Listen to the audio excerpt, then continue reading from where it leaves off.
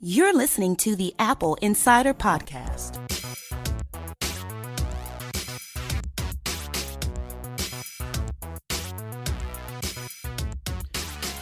Welcome to the Apple Insider Podcast. I'm Victor, and joining me is William. You remember my name after a week's absence? I was so tempted to say Charlie, but I didn't. Okay, well, goodbye for another week then. Fine. Okay. Unless has anything interesting happened. If you do that, if you walk out and slam that door, I'll get Charlie back. You know that, right? Okay, Charlie's pretty good though, isn't he? Actually, so I'm a little bit torn here. That was a good show last week. So I know. You know, what can I say? Oh. Yeah, and Charlie's app, Dark Noise, is a good app. So, if you have the chance, go ahead and check it out. Now, I want to talk about news. We're going to do this as a barn burner episode. We're going to go fast. Try and keep up. Ming-Chi Kuo. Yes, Ming-Chi Kuo, right? Oh, sorry. You're familiar with him, right? It's an analyst. Yes, I thought you were asking me a question, and I didn't understand the answer. Yes. No. What has he discovered this week? Well, this week, he's claiming that the 2020 iPhone could use a new metal frame chassis, which borrows some of the design elements from the iPhone 4. Yeah, I liked my iPhone 4. I liked your iPhone 4 too. Yes, I noticed you. I was eyeing it. Yeah. Yes. Yeah. Absolutely. Well, next year's iPhone, which is believed to include 5G connectivity, could include this major design change that alters how the phone has been constructed. He describes it as significant and that it will be a major selling point for the phone. I can tell you right now, that's going to go over really well, considering how major selling points like more camera and better battery life have gone over among some people. It's got an aluminum frame. Yeah. Yeah, lead balloon. But the point is that when you do this kind of thing, that it can potentially lessen the negative impact of metal shielding the internal antenna, right? If you want to be able to transmit high-frequency radio signals, and radio doesn't go well through metal. So if you have the glass back, then the radio goes through the glass back. And the point of doing this is going to also increase stability. So the cost of construction will increase for the metal frame by about 50 and 60%. The glass case will probably go up about 40 to 50%. If tempered glass is used for a grooved cover, then the middle mid-frame will go up by 20 to 25 to 30% respectively. Right? A lot of numbers there, but basically it's an interesting construction. It's probably required to make 5G work well. That's what I was wondering. Yes. Okay. So just antenna science is hard. It really is. And materials get in the way and block signal in all kinds of fun ways. And so this is kind of what's going on here. Are you saying, though... There are other features, of course. Basically, are you saying that the next iPhone is going to look pretty but cost even more? Well, this is an interesting thing, right? We had phones that cost pretty much consistent all the way across in this sort of $600 to $800 range for a long time. And then things jumped up with iPhone 10 to the $1,000 phone, and they stayed there for a generation with the XS Max and so forth. And now they're coming back down again and settling back in that same kind of frame consistent with history. Okay. This generation's phones, the 11 Pro and Pro Max, are all back in that kind of cost where things were before. So this is better. So right now is better. You think when the next ones come out, it'll go back up to being the more expensive one and then maybe dip down afterwards? Apple's just on a roller coaster. It's possible. It is possible that the costs will increase. Now, there are other costs too, right? The 5G modem is new technology and more expensive. So there's a bunch of stuff going on here. It's possible that phone could be more expensive and then it pings on back down a little bit. But it remains to be seen. We are looking forward to it. Apple just released iOS and iPadOS 13.1. This was days after they released 13.0. Remember, back when I was talking to Charlie last week, we'd said, and 13.1 will come on September 30th, yes. And wait for it. And we were right about waiting for it. However, Apple announced after we'd said that you didn't have to wait quite as long. They released it on the 24th. I forget that every year there is a gap between, say, iOS and macOS, and a couple of times it's been over a month, just about. But this time it just Well, seemed messy with all these different bits and different versions. And things. there wasn't always a gap. The gaps really became apparent in let's say the Snow Leopard days, 10.6 and so forth, where Steve Jobs, back when he was still alive, got up on stage and said, "Listen, it's just too hard to release everything all at once. It's the same people working on the stuff. So we're going to go ahead and separate out the releases a little bit." And that works as long as things aren't dependent upon everything being updated. And they are. Yeah, I know where you're going with that. Yes, reminders, for example. I noticed that one. Yes. Right. So reminders. If you set a reminder on your Mac, will it necessarily work on your phone if your phone is on iOS 13? Do you know, I don't know. I found out the other way around, that it doesn't work. So from I iPhone did it to that Mac. way. If I set a reminder on my Mac, it does actually work on my phone. So that part happened. But doing it the other way around, what'd you find? Absolutely nothing. I got a message saying, you can't do it. Basically, I've forgotten the wording for it, but the database has moved, which is Whoops. well, it is and it Yeah. not. I mean, I think it's serious for a lot of people. I use OmniFocus rather than reminders, but you get people. You've spoken with the makers of Fantastical before, and I noticed they've had to put up blog reports, support documents explaining to their users who do use Fantastical's reminders thing that this Apple move has caused problems for that, and when it will be fixed, and all this stuff. So there's ripples on for so many people. But There are. And of course, HomePod hasn't been updated, and HomePod relies on Siri shortcuts that work with your phone. And if your phone is updated and the HomePod isn't, then there's a weird shortcut mismatch. I realise I don't actually know how I'll know when my HomePod has been. Will it tell me? I don't know. Okay. Is this the first update to our HomePod? I can't even remember. I'm really sorry. That's weird. So people are suggesting that this update period looks really weird, right? To the consumer who isn't in the know, it's completely plausible to say things like, it's really odd to see Apple futzing stuff with 13.0, or that this isn't good for their reputation. That, quote, "I've had members of my family asking why there's a 13.1 already. They were assuming it was because 13.0 was rubbish."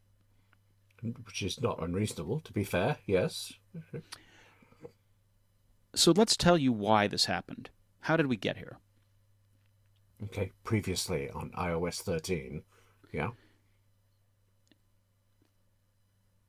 A plausible answer to this is that it comes down to the American president, Donald Trump. How, you ask, is Donald Trump involved in iOS releases? Actually, no, I was kind of avoiding asking that, but Okay, so there is this trade war with China, between the U.S. and China. And Donald Trump seems to like to talk about tariffs and putting tariffs on goods because he thinks of things as being in a trade imbalance. And of course, what actually happens is that when he does that, the people who pay the tariffs aren't the companies in America who now have to pay more for their goods to be delivered from China or manufactured in China. It is actually the consumer that has to pay more. And Apple wanted to go ahead and get the iPhone shipped to the U.S. before the tariffs were coming into effect.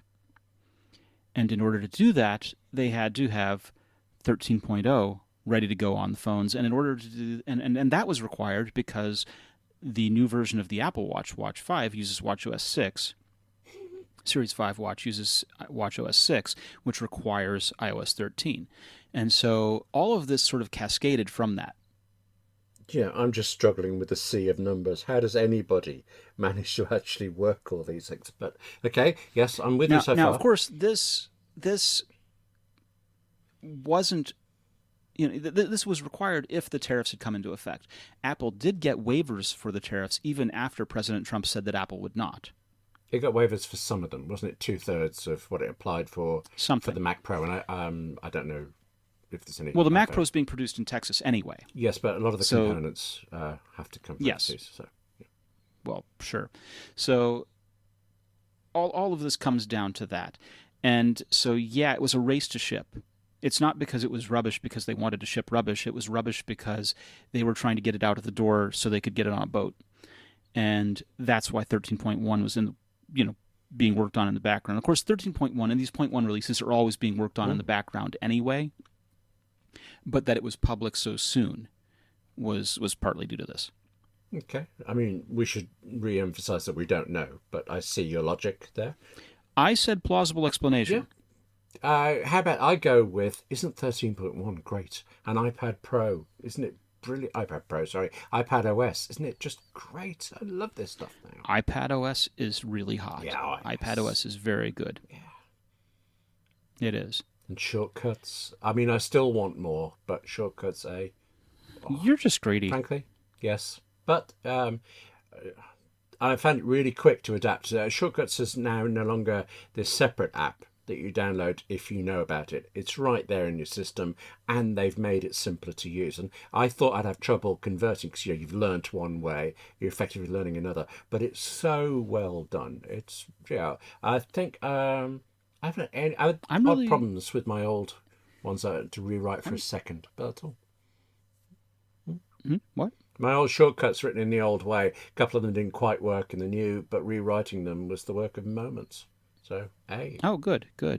Yeah, I'm looking forward to macOS Catalina, where it will be possible to compose shortcuts on the Mac. Is that definite? I can't remember, because I'm not running the beta. I haven't seen it, and I'm not running the beta either, but it was something that was discussed. It was something that was shown. Whether or not it makes it to actual release is another matter, because there were plenty of things that didn't make it to iOS 13's release yet. That's true.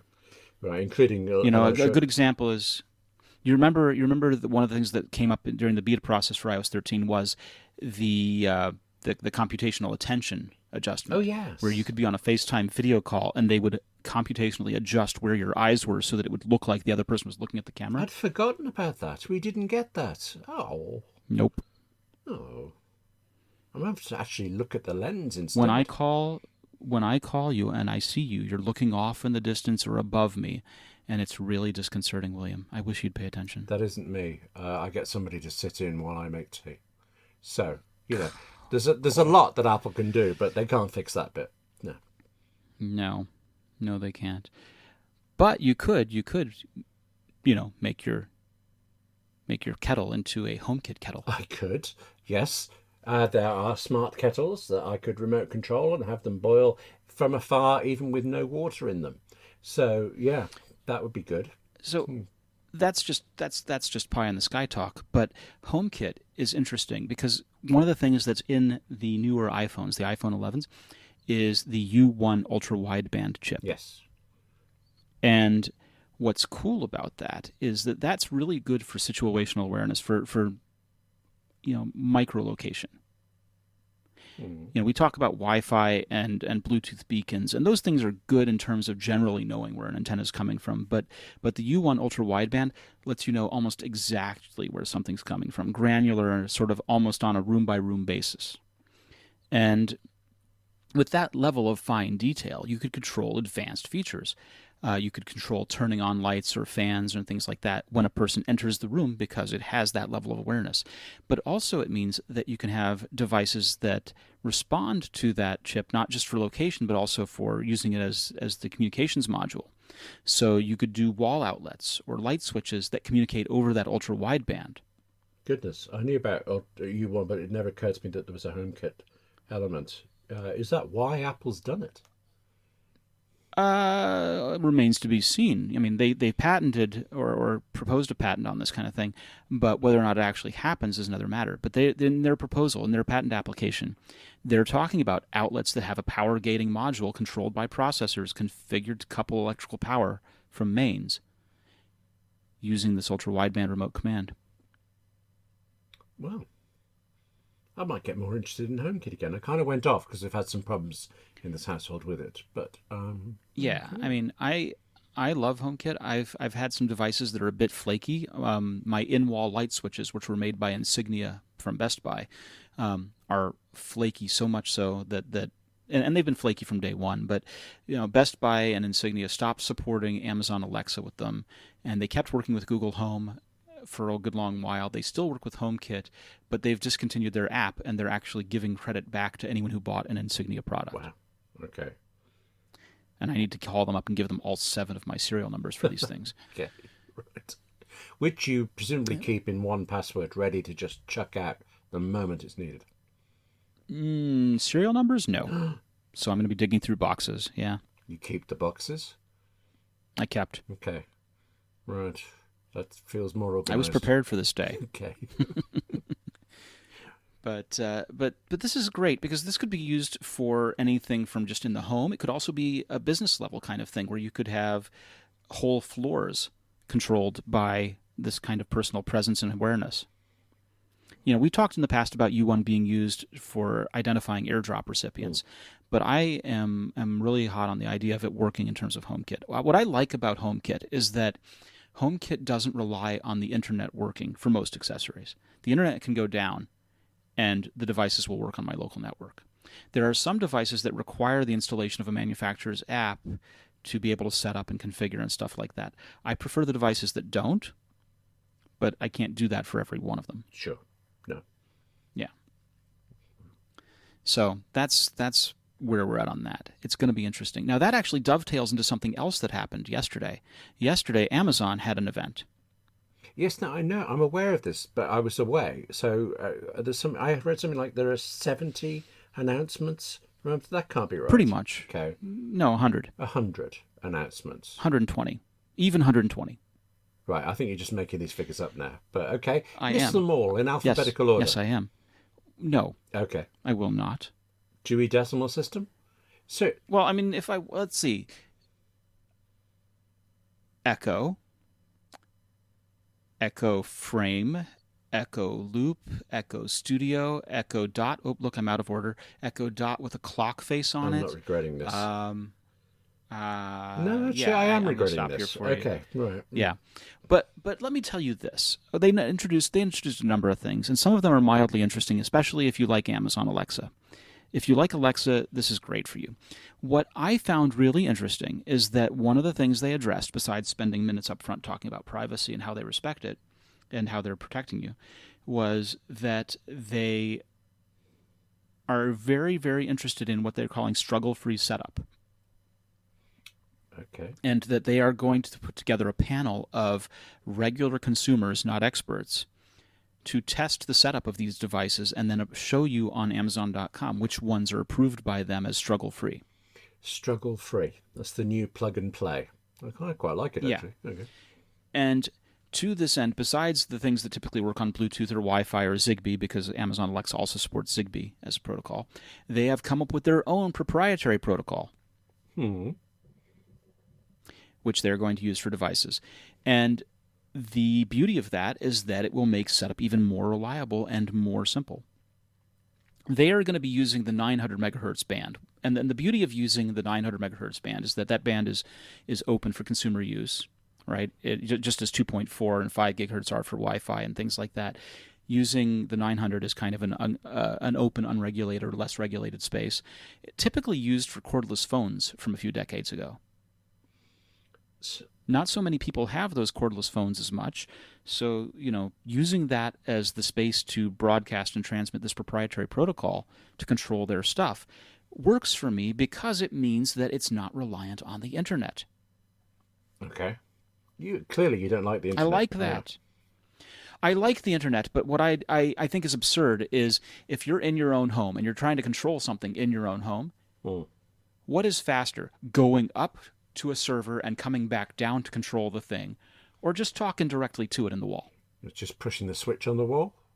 Can I just throw that in? Pushing the switch on the wall first. Second, voice control. And of course, Amazon is all in on voice control, which is why they're putting Alexa everywhere. Putting Alexa from your eyeglasses, putting Alexa into a ring that you can wear on your finger made out of titanium, putting Alexa into little wall plugs that can also conveniently charge your phone and or other accessories. Like they have a little motion detector and a night light sensor and things like that also plug into this little tiny Amazon Echo that plugs into the wall. And basically what they're getting at is that they can put Amazon Alexa and the voice assistant everywhere in the house and also out of the house. They're doing it in the car, partnering with people for a car. GM is on board. I think I saw Toyota. A bunch of people are on board for Amazon Alexa in the car. And, of course, Pioneer and the aftermarket are doing that too.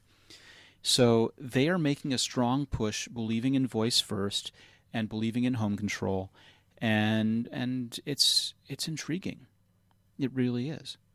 Now, they didn't do a smartwatch. They danced all around the smartwatch. In terms of wearables, they did the earbuds with Amazon Alexa that can also trigger Siri or Google Assistant, depending on what your phone is.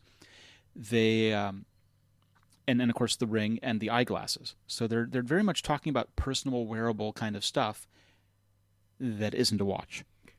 How do the eyeglasses look? A little chunky. Okay. So it's like NHS specs, So, as we would call them here. I mean, instead of putting bone conduction for reproduction of the audio in them, they put actual little speakers directed at the ears. Okay. And Google had Google Glass, and they made the temple pretty wide and flat, but thin. Sorry, what's the temple? I don't know that term. The side piece of the glasses, Oh, right. the part that goes over your ear and connects to the front. Oh, no, I did not know that. Cool. Okay. Yeah, that is the term. And Amazon has gone ahead and made them wide and chunky with battery inside and stuff. And it's not an attractive design. I think they have some work to do. But they recognize they have some work to do. They call these things day one kind of releases. And so for their day one releases, it's a limited beta kind of product. People have to be invited to get it. And they won't be producing a whole ton of them. What they'll do then is decide if it works. And if it does, then they'll find a way to make it better, which is what they did with Echo Dot ages ago. No, fair enough. I mean, I'm interested intellectually. I'm more in on HomeKit than I am. We have an Amazon Echo around here. It just doesn't get used that much. So... Well, so if you've bought your devices carefully, then everything that you've bought for HomeKit may also be Amazon Alexa compatible. Including my HomePod. Well, except There you go. The one thing I had to ask. Okay. Now, in my house, I have a number of things that are, but not everything. For instance, my doorbell cam, because I got rid of Ring and Amazon favors Ring because they own them. My camera won't work with Alexa at this time. I'm okay with that. But they're talking about doing conversational stuff through the doorbell cam, like when someone rings and they identify that it's a package courier service, Alexa will ask if they can leave the package. Whoa. Okay. Right. Yeah, so there's some interesting things afoot, and we're going to keep watching this. But at this time, I prefer HomeKit. I'm pretty much all in on HomeKit, but most of my devices could be made to work with Alexa just as well. Actually, you've made me want to go back to HomeKit. I've just got a couple of devices that don't work at all from IKEA. They've stopped working, and we have a weird thing where the lights are supposed to come on when you come home, but instead they go off. So I just go reset everything and start again. So, yes, you've got me interested. I will help you with that later after the show. I want to keep talking for just a moment. So, the United Nations has included Apple in its 2019 Climate Action Awards for the company's efforts in using renewable energy sources and their donation to social intervention causes. Yeah, it's pretty impressive, isn't it? I mean, anything the UN does, I think, is it's a bit big, really. And there's Apple in with 14 other projects around the world, only 14 in the world. And none of them are ones you recognise as, there's no Microsoft there, for example, as far as I know. There's all sorts of things. Well, so the United Nations singled out Apple for its emissions reduction and noting that the company is on a mission to make its products without taking away from the earth. And of course, Lisa Jackson, Vice President of Environment Policy and Social Initiatives, said that at Apple we take our responsibility seriously by leaving the world better than we found it. By running 100% of our operations on renewable energy and driving our entire global supply chain to do the same, we will bring more than 6 gigawatts of clean power online next year. From restoring mangrove forests in Colombia to launching a new clean energy fund in China, we know that we must keep challenging ourselves to innovate and do more to take on the climate crisis globally. So that's really cool. Now, say what you will about climate crisis, say what you will about the United Nations. I don't think anyone would argue that restoring mangrove forests is a bad idea, or that launching a clean energy fund is a bad idea, or that, preserving grasslands in Kenya is a bad idea. All of those things are good ideas. Yes, I hesitate only because why haven't Samsung and the rest copied these elements of Apple's technique as well? That'd be nice, wouldn't it? The world converted. It would be nice. It would. But it takes someone to lead the way. It really does. It takes someone to show leadership to lead the way, and that's what we're seeing here. On the flip side of things, Facebook. Remember Facebook? Yes. Oh, not again, not again. No, stop it. They're good guys now. They've promised that. How dare you? All right. Break it to me So, gently. two things. First of all, they quietly admitted that, before they'd said that there were maybe some third-party apps that had maybe a little bit more access than they possibly should have had to your data. Okay. Right, that's new. Facebook admitted that it had suspended tens of thousands of apps for improperly sucking up users' personal information. Kind of admitting that the scale of its data privacy issues were far larger than they'd previously acknowledged.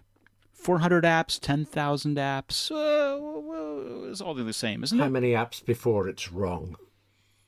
Just one. I don't know. That's a good question.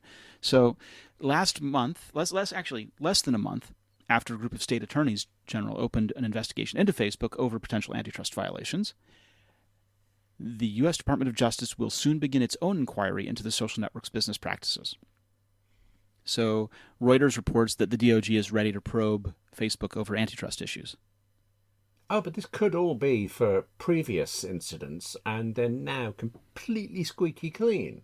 Well, the problem with antitrust is that once they're found guilty of having done something that violates the antitrust laws, then there will need to be a remedy, and the remedy could be a fine. The remedy could be breaking them up. The remedy could be a prohibition on entering some part of the market. Or it could drag on and on for years, and they could be vindicated at the end.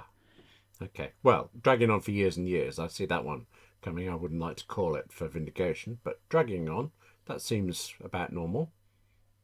Yeah, it could be.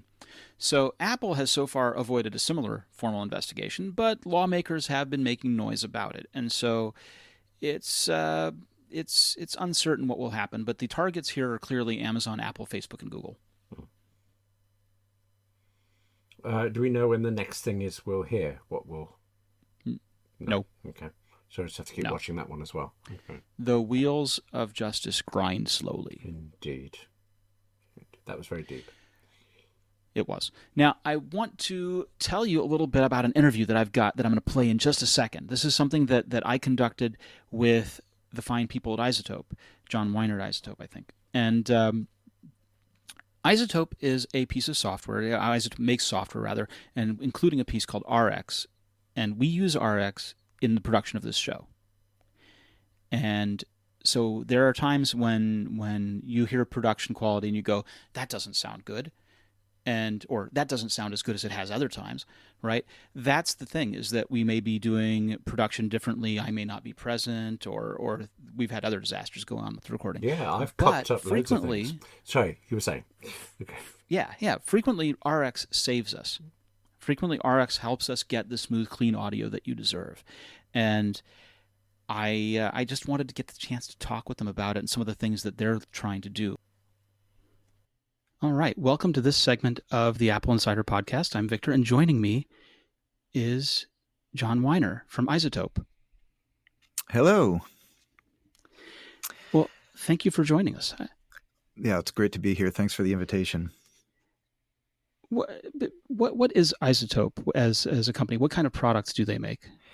So Izotope makes products to help audio producers, music producers, and other produce excellent quality results in and around music production, post-production for film and television, and even we'll find our products sometimes living in forensic audio labs and others like that. But our primary products are designed for music production and for post-production. Okay. Now, obviously, those products have been around for a little while, but you've been a producer longer than the products have existed. So tell me a little bit about your history. Sure. Well, Izotope has been around for, I think we're going on our 19th year. But you're right, I'm older than 19 years old and started working in the audio business in the early 80s. The genesis of my career after I was a mediocre musician was becoming a recording engineer, mixing engineer, and producer. And that was right around the beginnings of the digital audio era or age that we're now living squarely within. I think my first Mac was a Mac 512. It was probably 1985. Anyway, but the new developments of the day were MIDI, and then not long thereafter, disc-based digital audio recording. I developed a specialty in and around record mastering, and continue that to this day, and have been fortunate enough to work with some of my musical heroes along the way. And now, currently, I bring all that experience to bear at Izotope. I also am a professor of music production at Berklee College of Music in Boston. Just for myself and our listeners, can you tell us some of those musical heroes that you got to work with? Oh, yeah. Well, probably apart from working with my uncle, who has been a hero my whole life, the one that comes to mind first is David Bowie. I remastered all of the RCA catalog, starting with The Man Who Sold the World all the way through Ashes to Ashes and everything in between. In fact, today I am actually wearing my Ziggy Stardust t-shirt, and I don't usually pull it out. I don't know why I did today, but and that was a bit of a pinch me moment because I was a big Bowie fan beginning at the age of about 11, and then woke up one day some 17 years later or something like that and found myself working on Ziggy Stardust, and that was a big thrill. But I've worked with James Taylor and Aerosmith, and for classical music nerds, Kiri Taikanawa and the London Symphony Orchestra and Gerard Schwartz and Miles Davis and the list. I'm not very good at name dropping, but I guess I did a decent job just now. Thank you. Nirvana, there's another one. That was kind of a fun moment for me. What did you do on Nirvana? I worked on the Bleach record. And the funny thing for me about that record, and the punchline to this story is that's why I never went into A&R, is when I first heard that record, it was in the early days of Sub Pop, which is a record label based in Seattle that ultimately became a big record label based in LA and Seattle. But when I first heard that record, I thought, well, these guys are pretty good, but I never saw Nirvana coming in the way that they turned into Nirvana. Anyway, I enjoyed working on that record. I enjoy working on all the records I get to work on, quite honestly. What are some of the challenges that you find presented themselves to people producing in the early days? Oh, boy. Well, the obvious ones are maintaining quality control.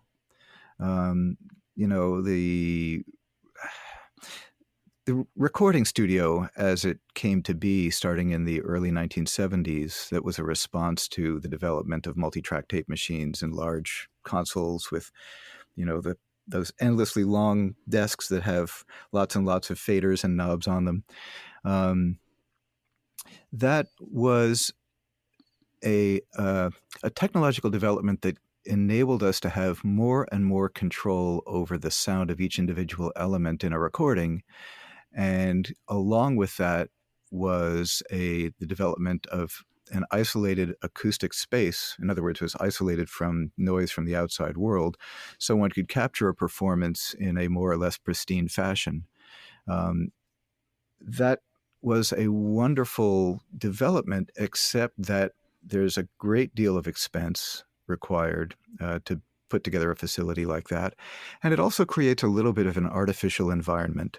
To ask a musician to come into a studio where some great amount of money is being spent per hour to pay for a recording to be made and expect them to perform at the highest level, well, a lot of things have to come together in order for that to happen. And so challenges were, keeping the session moving, keeping everybody happy, capturing that sort of moment of inspiration when it happens and being ready for it. And then beyond that, maintaining the assets and archives and all of the things that came with analog and then digital tape back in the day. Those were all challenges.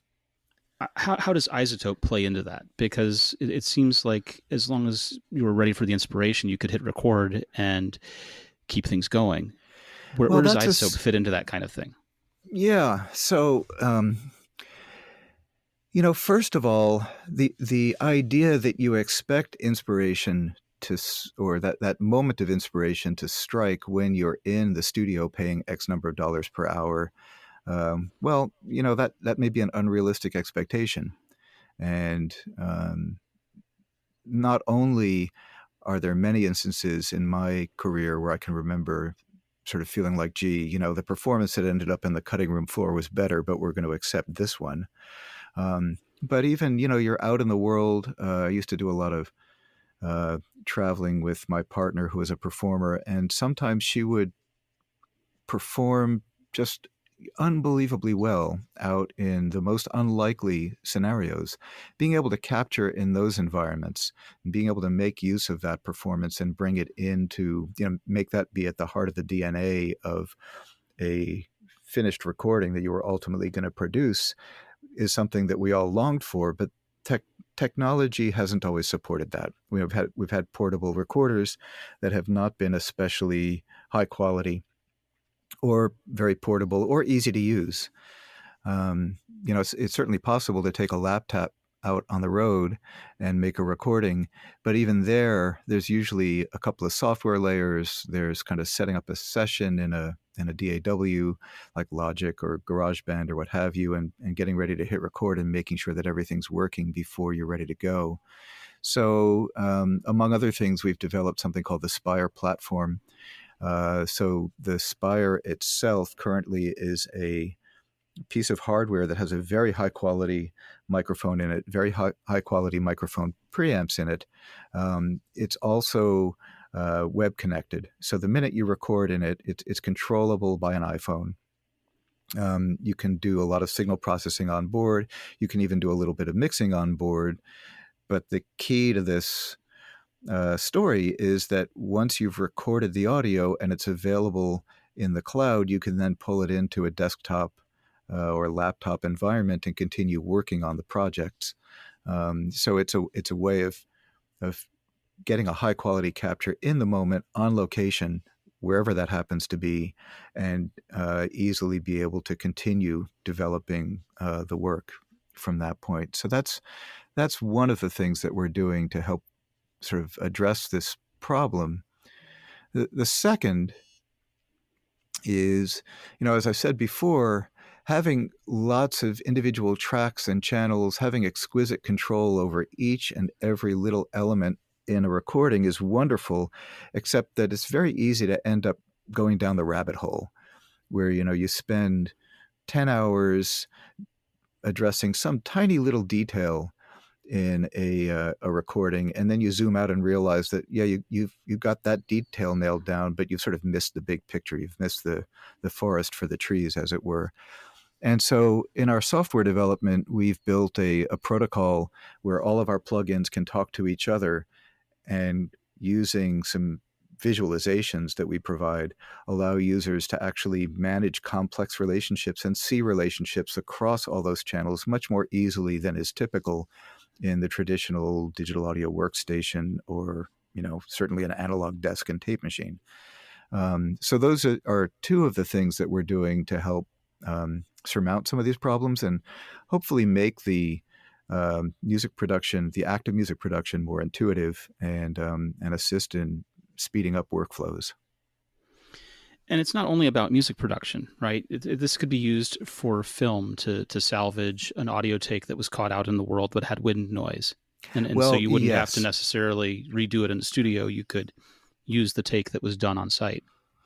Well, that's correct. And so we make a product called RX, which I would venture to say is used on virtually every major motion picture or sort of network television program soundtrack that's out in the wild these days. And we've got some Emmys to show for it, or an Emmy to show for it, I should say. What it allows one to do, and this kind of goes also back to the music capture story, is take location audio or production sound where you've got the recording um, of the performance that you want, but there may be some noise that in the past would have rendered that recording unusable. And using RX, we can take out, as you said, wind noise or clicks or pops or the sound of an airplane overhead or a bus, or we can even reduce the sound of cicadas. That's a big pain point for. I was just down in Atlanta doing an event with production sound engineers, and they were asking lots of questions about crickets and cicadas. But all sorts of artifacts and defects of that location recording can be either modified, moderated, or even completely eliminated in order to make the location sound usable. I laugh a little bit because you said crickets, and of course the apocryphal story is that Buddy Holly and the Crickets were named so because when they were first playing in their garage, they had tons of cricket noise. So you have to play loud to mask those crickets. Yeah. But if they had RX, maybe they would have chosen another name. I'm not sure. So, but RX isn't just for studio production or this film production, TV production.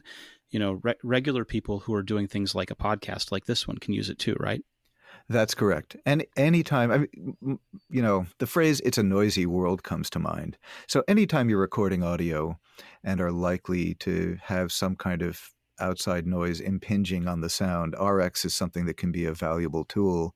As you said, in the context of podcasts, you might have, you know, a fairly quiet room, but there might be noise from the outside, or you even might have problems with mouth noise. I mean, you know, anybody who records podcasts know that after a period of time, your mouth gets dry. You know, microphones pick up sounds that we don't notice when we're speaking, but when we're listening to that speech, and suddenly I'm becoming very self-conscious that I'm making lots of mouth noise. But you can fix that with RX later, right? You know, there are all kinds of sounds that we can address to add some polish, you know, remove distraction, and just overall improve the quality of the sound. And this runs on Macintosh, right? It has to be said. That's correct. It does run on Mac. We're currently on RX7. We also have some interesting developments in our products that have begun to show up more and more in the last few years that lean into AI and machine learning. And one of them is relevant to what we're talking about in RX. There are several machine learning driven features, but one of them is something called dialogue isolate. And in the past, what one's had to do with this kind of single-ended noise removal program is identify a noise and chase it and try to eliminate it to the best of your ability while not harming the original or the desirable signal. Now we've kind of flipped the script where by training a neural network to understand what speech looks like, we can basically, using the program, say, I want to preserve speech, reduce everything else. So if you have a cough and a siren and a click and some broadband, you know, hissing kind of noise happening all at once, with a single gesture, you can reduce all of that and pull it back so that it's not as distracting from the dialogue. We're bringing some of that same technology to bear in something called the music rebalance tool, where you can actually take a fully mixed musical object, if you will, and rebalance the vocals and drums and bass and other accompanying instruments against each other. We're approaching the point where we are beginning to be able to unmix, and this is all leaning on AI and or machine learning. I think is probably a better descriptor than artificial intelligence, but I think everybody will understand what I'm getting at here. So if I had a track that was a band recorded in a garage with background noise and cars going around, we could take that and the cars out. But if I had that track and it was already recorded and mixed, and the vocals were louder than everything else. That's right. So you can adjust with virtually imperceivable artifact. You can adjust the vocal down 3, 4, 5 dB and get a balance that actually you'll be happy with. When you go beyond that, if you get to a point where you're trying to eliminate the vocal, you're going to hear a little bit of artifact, but you're still able to remix or rebalance a recording to a remarkable extent. That's actually interesting. So a lot of people will pull vocals out completely to do karaoke tracks. Yes. Is it possible to do the reverse? This is just a thing that I've been trying to do with my daughter, is to preserve the vocal and remove all the instrumentation. Yes. You basically have 4 faders, and if you pull everything but voice down, all you will hear is your daughter. And depending on her age, that may or may not be a good thing. Well, that's always down to the performer, isn't it? That's right. You can't fix the performer after the recording. Anyway, I have 2 daughters. Actually, my oldest is in a band, and I love my children, and I love her singing. Definitely. This has been great. What else would you like our listeners to know about? Boy, that's a wide hard... open question, but yeah, but what it really have we is missed? wide open. Well, I think the thing that's most interesting and makes Izotope really a fun place to be is that we are trying to reimagine the music production workflow and we're rethinking how we can use modern technology in order to move music production into a place where it, dare I say, is a little bit more fun and a little bit more intuitive while maintaining the high quality and high standards and enabling new things that weren't possible before. And I know that all sounds kind of like, sort of promising the world, but it really is something that we live by and that we strive for. And for someone like me, where I have seen so many changes in music technology over the decades, some of which have been mind-blowing and have really kind of blown up what was, or added new capabilities that weren't possible before. It's really exciting. So we're trying to sort of tear down, preserve what was cool and preserve what's important from what we've done historically in the past. We know how to design great sounding EQs and other filters and compressors and the sort of traditional tools, but what is it that's new that we can do? And I think you're already seeing that show up in our products, and hopefully you'll be seeing more of that as time goes on. So it's really fun. I love the way that technology gives us kind of new ways of being creative and adds to our creative vocabulary. And so all of that's really exciting, and I think that's kind of at the heart of where Izotope lives. Fantastic. Thank you so much, John, for joining us. It's been my pleasure. Where can we find out more? Well, izotope.com. That's izotope.com would be a good place to start. We have lots of blogs, and we have lots of, we're really committed to learning. We have lots of learning objects, blogs, and videos and other things, downloadable sessions, as well as some more sort of general pieces that we write there. And people can go there, and we offer free downloads of all of our, trial downloads or demo downloads of all of our products. We've also got an amazing customer care and support group here. So if people have more questions, I would encourage them to write to us, and please ask us anything. Fantastic. Thank you so much. Thank you. William, what'd you think of that? I love it when you get interviews on here. It's like, you reach out to find the people who are actually doing things and making things happen. And I like this software. So, yeah, love all this stuff. Who can we have on next? Well, not certain, but we just might have another app developer on. I'm an app developer. Is that some coded way of, do I get double the fee? Is there a fee? Do I get any fee? You get more tea. We feed you sold. more tea. All Yes. right, then. I'm on. Okay. All right. Well, William, where can people find you on the internet? Making tea, developing apps, and on Twitter as W Gallagher or Apple Insider, William at AppleInsider.com. What about yourself? I am V Marks on Twitter. I am Victor at AppleInsider.com. And I am so glad that you joined us for this episode. We will be back next week, and I hope to see you then too.